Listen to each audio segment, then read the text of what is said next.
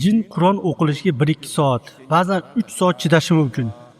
Va u biladiki, siz insonsiz, sizda ma'lum bir resurs bor va u tugaydi. Siz bir vaqtni o'zida tanaffussiz qancha Qur'on o'qiy olasiz? O'rtacha odam 1 soat, qorilar kichik tanaffus bilan 2 soat o'qiy oladilar va 3 soatgacha chidaydilar. Jin biladiki, 3 soatdan keyin charchaysiz. Menga og'riqli, menga yomon, men chidayman, lekin sen charchaysan, ketasan va men keyin yana to'xtayman. Ularda shunday strategiya bor. Ular sizni charchaysiz va u uzoq davom etadi deb hisoblashadi. Keyin oxir-oqibat uning eri undan so'ng olib ketadi va o'zi olib kelishdan yana charchaydi va u jin unday holatda bundan keyin ham davom etaveradi. Keyin tikkalanadi. Keyin yana shunday bo'ladi. 90% holatda shunday sodir bo'ladi. Bularning barchasi cho'ziladigan mavzu. Unga u yerdagi ma'lum vaqt o'qiydi, jin chidaydi. Menga bir jin ochiqchasiga aytdi.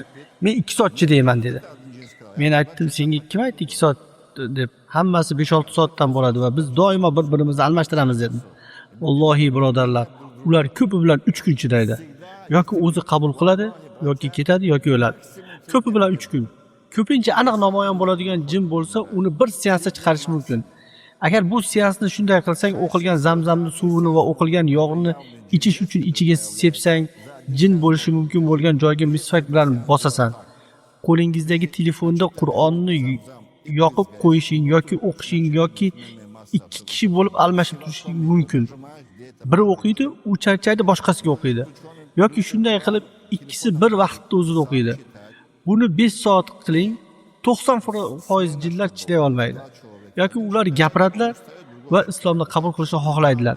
Islomga chaqirish kerak. Jinni o'ldirish shart emas. Buning ma'nosi yo'q.